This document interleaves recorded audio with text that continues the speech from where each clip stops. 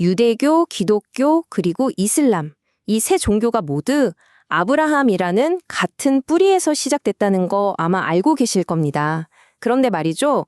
어떻게 이들은 서로 전혀 다른, 정말 다른 문명을 만들어냈을까요?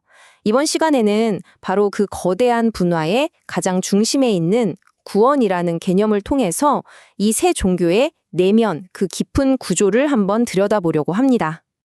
네, 바로 이 질문입니다. 같은 뿌리에서 나왔는데 어떻게 이렇게 다른 세계를 만들었을까? 이게 오늘 우리가 파고들 핵심 질문이죠. 이건 단순히 교리가 좀 다르다 이런 차원의 얘기가 아니에요. 이들의 세계관, 그러니까 세상을 보는 틀 자체가 어떻게 인류 역사를 완전히 다른 방향으로 이끌었는지 그 근본적인 설계도의 차이를 보자는 겁니다. 자, 그럼 본격적으로 시작하기 전에 정말 중요한 개념 하나만 먼저 짚고 갈게요. 바로 구원이라는 단어입니다. 우리가 보통 구원이라고 하면 죽고 나서 천국 가고 이런 개인적인 사후 세계를 떠올리기 쉽잖아요. 근데요, 이 세 종교에서 말하는 구원은 스케일이 훨씬 큽니다. 이건 그냥 개인의 문제가 아니라 세계를 구축하는 핵심 원리에 가까워요. 다시 말해 신과 인간 사이의 근본적인 관계, 이 우주적 질서가 깨졌을 때 이걸 어떻게 회복할 것인가에 대한 각 종교의 최종 답변, 그게 바로 구원이라는 거죠. 그 답변이 바로 이 세 가지 길로 나뉘는 합니다. 유대교의 율법, 기독교의 은혜, 그리고 이슬람의 순복. 자, 이 세 개의 키워드가 어떻게 서로 다른 구원의 길을 열고 결국에는 완전히 다른 세계의 문명을 설계하게 됐는지 지금부터 하나씩 따라가 보겠습니다. 자, 첫 번째 길, 유대교입니다. 유대교의 구원을 이해하려면 딱 한 단어만 기억하시면 돼요. 바로 율법이죠. 근데 여기서 말하는 율법은 우리가 생각하는 것처럼 단순히 이거 해라, 저거 하지 마라 하는 규칙 목록 그 이상입니다. 훨씬 더 깊은 의미가 있어요. 유대교에서 구원의 주어는 나가 아니라 우리입니다. 굉장히 집단적인 개념이에요. 그러니까 한 사람 한 사람의 영혼이 구원받는다는 생각보다는 이스라엘이라는 공동체 전체가 신과의 약속, 즉 언약을 잘 지키고 있는 상태, 바로 그 자체가 구원인 겁니다.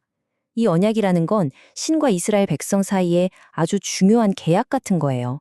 그렇기 때문에 율법을 지킨다는 건 이 계약을 깨지 않고 유지하기 위한 공동체 전체의 책임이 되는 거죠. 바로 이 지점에서 차이가 명확하게 보이죠. 오늘날 우리에게 익숙한 개인의 구원이라는 개념은 유대교에서는 사실 그렇게 중요한 게 아니었어요. 그보다 훨씬 더 중요한 건 공동체의 정체성, 그러니까 우리가 신과의 언약을 지키는 백성으로서 살아남는 것, 바로 그거였습니다. 실제로 유대교의 역사를 보면 언약을 잘 지키면 번영하고 어기면 벌을 받는다는 패턴이 계속 반복되거든요. 결국 구원은 공동체의 생존 그 자체와 연결된 문제였던 겁니다. 자, 이제 두 번째 길, 기독교로 넘어가 보죠. 기독교는 유대교의 이 율법 중심 구조를 예수라는 하나의 사건을 통해 완전히 뒤집어 버립니다. 그리고 그 중심에 은혜라는 당시로서는 정말 파격적이고 급진적인 개념을 딱 내놓습니다. 기독교의 선언은 아주 명료했어요. 인간은 어차피 율법을 완벽하게 지킬 수 없다. 바로 이 전제에서 시작합니다. 자, 그렇다면 어떻게 될까요? 구원은 더 이상 인간의 노력으로 얻어내는 게 아니게 되죠. 신이 아무 조건 없이 그냥 선물처럼 줘야만 가능하다는 결론이 나옵니다. 바로 이 지점에서 구원의 주도권이 인간의 행위에서 신의 은혜로 완전히 넘어가 버리는 겁니다. 바로 여기가 유대교와 기독교가 갈라서는 결정적인 지점이에요. 유대교에서 율법을 지키는 게 구원을 위한 조건이었다면 기독교에서 믿음은 구원으로 가는 통로가 됩니다. 이게 무슨 말이냐면 믿음 그 자체가 어떤 대단한 행위나 공로가 아니라는 거예요. 그저 이미 주어진 신의 선물, 그 은혜를 받아들이는 통로일 뿐이라는 거죠. 이 관점의 차이가 두 종교를 완전히 다른 길로 가게 만들었습니다. 자, 이제 마지막 세 번째 길, 이슬람을 살펴보겠습니다.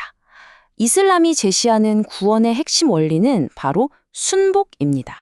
이슬람에서 구원은 한 번에 끝나는 이벤트가 아니라 평생에 걸친 하나의 과정이에요. 신에게 모든 걸 맡기는 순복의 자세로 살면서 계속해서 선한 행위를 쌓아가는 거죠. 그리고 인생의 마지막 날, 최후의 심판대에서 그 모든 삶을 평가받는 구조입니다. 그러니까 구원이란 그냥 주어지는 게 아니라 나의 삶 전체를 통해 증명해내는 것에 가깝다고 볼 수 있습니다. 이때 순복은 절대 추상적인 개념이 아니에요. 아주 구체적인 실천으로 드러나야 합니다. 먼저 마음으로 순복하는 건 샤다라는 신앙 고백을 통해 나타나고요. 몸으로 순복하는 건 매일 하는 기도나 금식, 자성 같은 행동으로 이어집니다. 그리고 마지막으로 삶 전체의 순복은 샤리아라는 이슬람법을 지키면서 삶의 모든 영역을 신의 뜻에 맞추는 걸로 완성되죠. 이슬람의 5기둥이라는 게 바로 이 정신을 담고 있는 거고요. 결국 이슬람에서는 믿음과 행동은 동전의 양면처럼 절대 뗄 수 없는 하나인 셈입니다. 자, 지금까지 세 종교가 제시하는 3가지 길을 각각 살펴봤습니다. 듣고 보니 다 다르죠? 그럼 이런 질문이 자연스럽게 생깁니다. 아니, 뿌리는 같다면서 왜 이렇게 다른 답을 내놓게 된 걸까요? 이제 그 근본적인 차이, 그 분기점이 무엇이었는지 분석해 보겠습니다. 이 표를 보시면 그 차이가 한눈에 들어올 겁니다. 결국 모든 건 몇 가지 근본적인 질문에서부터 시작돼요. 인간은 어떤 존재인가? 신은 어떻게 세상에 개입하는가? 죄란 무엇인가? 그리고 구원의 주도권은 누구에게 있는가? 이 질문들에 대해 세 종교가 완전히 다른 답을 내놓은 거죠. 예를 들어 인간관만 봐도 그래요. 유대교는 인간을 신의 파트너로 보지만 기독교는 구원이 절실히 필요한 존재로 봅니다. 반면 이슬람은 신에게 철저히 순복해야 할 존재로 규정하죠. 출발점인 인간관부터 이렇게 다르니 구원에 대한 답이 달라지는 건 어쩌면 당연한 결과였을 겁니다. 자, 이제 마지막 단계입니다. 지금까지 이야기한 이런 추상적인 교리의 차이가 어떻게 우리가 눈으로 보고 경험하는 구체적인 현실, 즉 세계의 완전히 다른 문명을 만들어냈는지 그 연결고리를 한번 찾아보겠습니다. 연결고리가 아주 명확하게 보이죠. 먼저 공동체의 율법을 중심으로 뭉친 유대교는 공동체의 생존과 정체성을 최우선으로 하는 문명을 만들었습니다. 다음으로 개인의 믿음을 통해 주어지는 은혜를 강조한 기독교는 어땠나요? 개인의 내면을 중요하게 생각하는 문화, 오늘날 서구 문명의 특징인 개인주의의 뿌리가 여기서 시작됐다고 볼 수 있죠. 마지막으로 삶 전체의 순복과 실천을 내세운 이슬람은 강력한 공동체 윤리와 규율을 바탕으로 한 행동 중심의 독자적인 문명을 건설하게 된 겁니다. 그래서 이렇게 말할 수 있을 것 같아요. 구원론은 한 종교가 가진 마음의 건축술이다. 정말 멋진 표현이죠. 이게 무슨 뜻이냐면요. 결국 구원론이라는 게 세상을 어떻게 보고 인간을 어떻게 이해할지에 대한 그 종교만의 설계도라는 겁니다. 어떤 재료로 어떤 설계도를 그리느냐에 따라 완전히 다른 건물이 올라가잖아요. 마찬가지로 구원을 어떻게 설계했는지가 결국 전혀 다른 문명을 만들어낸 핵심이었던 거죠. 하나의 질문, 그리고 3가지 답변. 그 결과는 3개의 다른 세계였습니다. 인간은 어떻게 신과 다시 연결될 수 있는가라는 이 근본적인 질문에 대해 율법, 은혜, 순복이라는 3개의 서로 다른 답이 나왔고 이 답들이 인류 역사를 거대한 3갈래길로 나누어 놓았습니다.